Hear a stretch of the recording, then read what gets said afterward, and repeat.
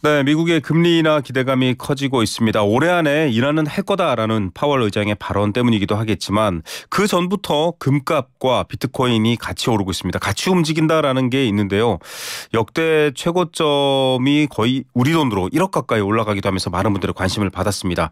이 배경이 뭔지, 전반적인 분위기는 어떤지, 그리고 국내 경제 여러 지표들을 보면 괜찮다라고는 하지만 물가를 놓고 소비자들은 고통을 호소하고 있습니다. 어떻게 읽어야 될지 전문가 이야기 들어보겠습니다.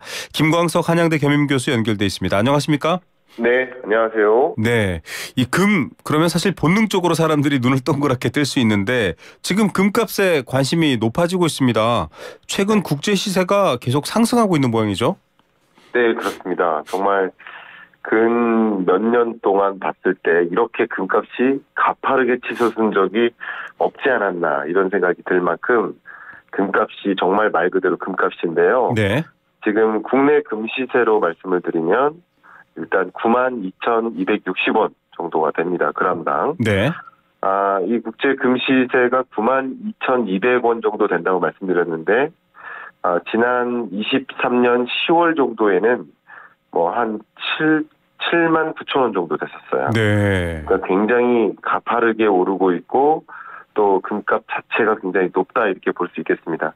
이렇게 금값이 높게 올라가는 그런 현상은 가장 대표적으로 안전자산이기 때문에 그렇고 예. 그러면 많은 투자자들의 마음이 불안하기 때문이라고 볼 수 있어요. 예. 그러니까 국제 정세적으로나 또 뭐 미국 대선을 앞에 두고 있다거나 글로벌 뭐 금융 부실 문제라든가 이런 여러 가지 것들에 대해서 불안하게 느끼면 느낄수록 조금 더 안전하게 돈을 지키자 하는 움직임이 금으로 주목되는 것 같고 그게 금값의 상승세로 나타나는 것이다. 이렇게 볼 수 있겠습니다. 네, 이게 지금 사실 여러분들 포털 들어가서 금값 검색하시면 기간별로 볼 수 있는데 제가 10년으로 한번 보면요.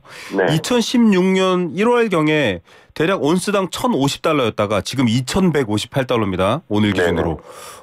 뭐랄까요. 마치 부동산 그래프 보듯이 등락을 거듭하면서 계속 우상향으로 지금 2배가 커진 거거든요. 네. 그러면 많은 분들이 이렇게 생각합니다. 10년 지났는데 2배? 그러면 금 사는 게 낫지 않나 이렇게 생각할 수도 있어요. 투자자 입장에서는 어떻게 판단해야 될까요?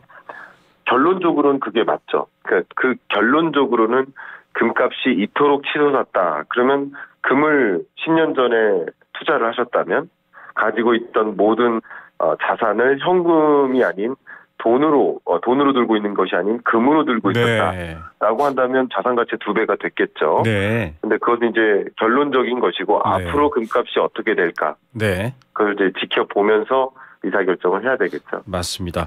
이 방금 뭐 김광석 교수께서 돈 이제 현금 얘기도 하셨고요. 여러 지표들은 그 가치를 사회적 경제적 상황에 따라서 조절하거나 때로는 변동폭이 크기 때문에 금이 그나마 좀 덜 안전하다라는 거 아까 말씀해 주셨는데 지금 사실 금 얘기를 조금 더 하면 네. 채권들을 좀 중국 같은 데도 그렇고 많이 팔잖아요. 예전에는 다 미국 채권 갖고 있다가 이걸 팔면서 대체적으로 또 금을 많이들 구해서 그러니까 사려는 사람이 많아서 금값이 올랐다. 이런 분석도 있던데 어떻게 보세요? 네, 뭐 그 가격을 결정짓는 변수는 정말 한두 가지가 아닙니다. 네. 수많은 요소들이 다 결집해서 결국 수요와 공급을 자극하기 때문에 가격이 급등락하고 있는 거거든요. 네. 말씀하신 부분도 우리가 예의주시해야 될 영역이고요. 조금 더 큰 틀에서 본다면 바로 금리입니다. 네. 그러니까 금리가 마치 중력처럼 작용하기 때문에 향후에 금리가 확실히 떨어질 거야라고 생각을 하고 네. 지금 어제 오늘 이어서 파월 연준 의장이 청문회 중에 있는데 네, 그렇죠. 청문회 중에 여러 가지 발언들을 할 거 아닙니까? 네네. 네, 확실히 연내 금리 인하는 있습니다라는 발언들을 들었기 때문에 네. 금리 인하할 거야. 그러면 돈을 저축의 형태로 갖고 있는 것보다는 다른 방식으로 갖고 있는 게 유리하겠다라는 생각이 더 강하게 들겠죠. 네. 그러니까 돈을 다른 자산의 형태로 옮겨가고 있는 과정이다. 이렇게 볼 수 있겠고요. 옮겨가는 과정인데 저축의 형태로 갖고 있기보다는 다른 자산의 형태로 갖고 있는 게 유리하겠는데 네. 근데 유독 24년 경제를 보면 뭐 재선이다, 뭐 지정학적 불안이다, 여러 불안한 현안들이 많으니 그렇죠. 안전자산의 형태로 갖고 있는 게 유리하겠구나 네. 하는 움직임이 네, 금으로 주목되고 금값의 상승세로 이어지는 것이다 이렇게 평가 내려집니다. 네, 금이 왜 이렇게 비싸지나 사람들이 왜 이렇게 금에 관심 갖나에 대한 배경 여러분도 잘 이해하시면 좋겠습니다. 불안, 변동 이런 것들에 대한 반대급부로 봐야 되고요. 많은 분들이 비트코인과 금이 같이 간다고 하는데 저는 그 이유는 잘 같은 맥락으로 봐야 됩니까? 왜냐하면 금값이 오르면 비트코인 오르고 떨어지면 같이 떨어지고 이렇게들 설명을 하시더라고요. 어떻게 네. 봐야 됩니까? 네, 같은 맥락으로 보기는 어렵습니다. 네. 우연의 일치인 거죠. 네. 그러면 금 가격도 지금 치솟잖아요. 네. 비트코인 가격도 치솟았잖아요. 네. 근데 팥값도 50%나 치솟았거든요.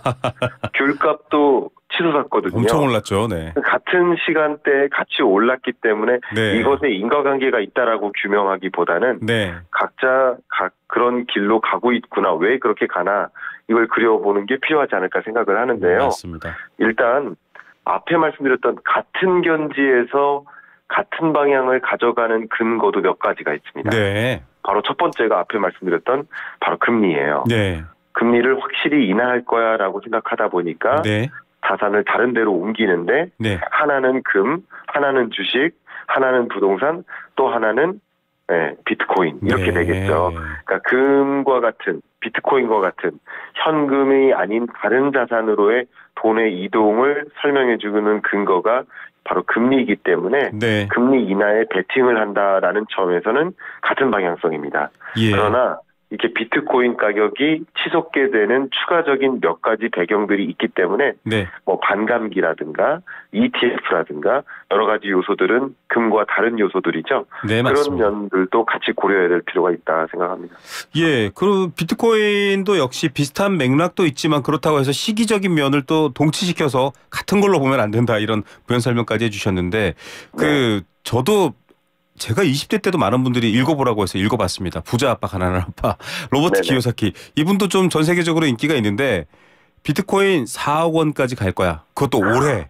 저는 사실 이렇게 파격적 발언 자체를 좀 걸러 듣긴 합니다만 많은 네. 분들이 지금 오르는 모양새를 보면 뭐 지금이라도 사야 되나 이런 분들도 계시거든요. 이거 좀 정확하게 판단해야 될 텐데요. 네. 그 부분에 대해서 우리가 논리적으로 접근을 할 필요는 있어요. 네. 그리고 논리적으로는 비트코인 가격이 더 추가적으로 상승할 것이라고 판단되는 근거들은 굉장히 많습니다. 네. 그러나 논리적으로 분석적으로 판단하는 것 이면에 비논리적으로 결정되는 가격도 있기 때문에 네. 예의주시할 필요도 있다라고 먼저 말씀을 드리도록 하겠습니다. 네. 그러니까 논리적으로는 일단 ETF가 미국 시장에서 승인이 됐고 네. 그러면서 기계적으로 자금이 쏠리고 있어요. 많은 금융기관들이 ETF라는 간접 투자 방식을 이용해서 네. 비트코인에 투자하기 시작합니다. 네네. 그러면 비트코인을 기계적으로 매수하는 금융기관들의 움직임이 일어나기 때문에 네. 비트코인 가격이 추가적으로 상승할 여력이 많습니다. 예를 들면요. 금을 투자하는 방식이 금 현물로 투자할 수도 있겠지만 네. 금 ETF로 투자하는 방법이 있어요. 네네. 근데 금 ETF 투자가 대략 한 8% 정도 비중을 이루고 있습니다. 전체 금 네. 투자 중에서. 근데 비트코인 투자에서는 아직 ETF가 승인된 지 얼마 안 됐기 때문에 네. 그 비중이 4%가 조금 안 됩니다. 예. 그러면 그냥 논리적으로 판단해 보면 8% 정도까지는 올라갈 소지가 있겠구나라고 네. 생각하니까 ETF 방식으로 더 많은 자금이 유입된다면 비트코인 가격은 그렇게 올라갈 수 있겠구나 논리적으로 판단은 됩니다. 예. 근데 비논리적인 관점에서는 이제 충분히 1억 원 넘었으니까 팔아도 되겠네 네. 하는 움직임이 일어날 수 있겠죠. 그렇죠. 그러면 강한 매도세가 이어지면 수익 실현을 하고 네. 강한 매도세가 이뤄지면 이런 논리적인 흐름을 무시하고 급락하는 일도 당연히 벌어질 수 있겠다 이렇게 보겠습니다. 예, 정말 한쪽 얘기만 들으시면 안 된다. 이게 당연한 얘기입니다만 JP모건 네. 같은 경우도 4월 이후 42,000달러로 뚝 떨어질 수 있다. 이런 전망이 나오는 여러 배경 중에 하나입니다. 이게 그렇습니다. 많은 분들이 오르면 오르는 이유만 듣고 싶어 하시거든요. 그래서 저희가 네. 좀 종합적으로 얘기를 봐야 될 것 같습니다. 자, 이게 국내에서도 가상자산 관련 법이 시행되고 이렇게 되기 때문에 많은 분들이 관심이 있기 때문에 말씀해 드렸고요. 이제 앞서 자, 비트코인 값과 금값이 올랐는데 팥값도 올랐습니다라고 하셨는데 그 팥값, 귤값 얘기 좀 해야 됩니다. 네. 물가가 3.1% 2월 달께 나왔습니다. 상승률이요. 그냥 그렇게만 보면 조금 뭐 목표치는 아니지만 뭐 여전히 좀 높은 수준이네 이렇게 봐야 될지 아니면 현장에서는 지금 과일값만 놓고는 뭐 30년 만에 40% 이런 비교 분석을 하면서 좀 경고를 하고도 있습니다. 물가 어떻게 읽어야 될까요? 네, 일단은 물가 상승률 3.1%라는 이 숫자는요, 우리의 소비하는 소비 품목이 통계청이 물가를 이 통계를 지표를 추계할 때 개인 소비자의 460여 가지 소비 품목에 걸쳐서 그렇죠. 가격의 등락률을 계산합니다. 네. 그 등락률이 3.1%니까 여러분이 체감하시는 물가와는 차이가 있을 수 있겠다. 네. 먼저 이 말씀 드리고요. 그러면 물가 상승률이 2%에 부합한다. 네. 그러면 물가가 안정화되는 흐름인 거고요. 네. 2%로 좀 내려가는 듯 하다가 다시 3%대로 올라간다. 물가가 불안하네 느끼는 그런 구간이라고 볼 수 있겠습니다. 예. 바로 3.1%라는 이런 1월 물가 상승률이 네. 1월 물가 상승률까지는 2.8%로 떨어졌다가 네. 2월 물가 상승률이 다시 3%대로 올라가서 방향이 위로 불안하게 느껴지는 것이고요. 예. 그 안에는 460여 가지 품목 중에는 파도 있고 귤도 있고 네. 배추도 있을 겁니다. 그러니까 그런 물건가 주로 신선식품 물가가 급격히 상승하는 모습인데요. 파 가격이 50%가 상승했으니까 네. 어마어마한 거죠. 그렇죠. 근데 이런 물가 상승의 배경에는 바로 2월 물가기 때문에 그렇다. 이 말씀을 좀 드려보고 싶어요. 2월이어서요. 네, 왜냐하면 2월 달에는 설 연휴가 있었습니다. 네. 수요가 좀 많았네요. 파라든가 신선식품 수요가 급격히 증가하는 네. 구간이죠. 그런데 동시에 2월 달에 항상 우리나라가 마주하는 게 뭐냐면 네. 한파예요. 네. 폭설과 한파. 생산량 그러면 저하. 역시 신선식품 공급량이 제약되겠죠. 네. 공급은 부족한데 설 수요가 급증하니까 네. 가격이 급등하는 현상이 있는 것이고요. 3월, 4월 물가 상승률은 그거보다는 안정화되는 흐름일 것이고 네. 다만 청취자 여러분들께서는 정말 이 물가 언제 잡히나 정말 한숨 섞인 그런 목소리로 네. 이 물가 상승률의 흐름을 좀 들으실 텐데 여러분이 체감하실 만한 그런 안정적인 물가는 당장 만나기 어렵겠지만 맞습니다. 물가 상승률은 다소 안정화되는 흐름을 네. 그래도 보이지 않겠는가 하고 기대하셔도 도움이 될 것 같습니다. 네, 시기적인 요소를 말씀해 주셨고요. 일각에서는 지금 공공요금이나 또 에너지 관련 물가들 정부가 대응을 좀 긴밀하게 안 해주고 있어서 네. 물가가 이를테면 뭐 튈 수는 있지만 너무 뭐 이를테면 뭐 귤값은 70% 올랐다. 이게 지금 보통 겪어보지 못했던 것들이거든요. 저도. 그래서 네네. 공공요금 연료 이런 것들 지금 전부 다 그 농산물 생산에 영향을 주잖아요. 물가를 정부가 좀 가만히 방치해서 너무 자극된 거 아니냐 이런 비판도 있거든요. 타당합니까? 좀 달리 봐야 됩니까? 네, 말씀드린 것처럼 계절적인 요인 때문에 물가가 상승할 수밖에 없었다라고 제가 설명을 드렸습니다만 네. 그럼에도 불구하고 물가가 소위 귤값이 80% 이상 급등하거나 팥값이 50% 이상 급등하도록 방치해서는 안 되겠죠. 정부 네. 정책은. 그럴 때 정부가 나설 수 있는 대응은 공급을 안정적으로 네. 유도하는 것입니다. 네. 그러니까 결국 한파가 매년 찾아오잖아요. 네네. 그러면 매년 신선식품 공급량은 줄어들 겁니다. 그렇죠? 네.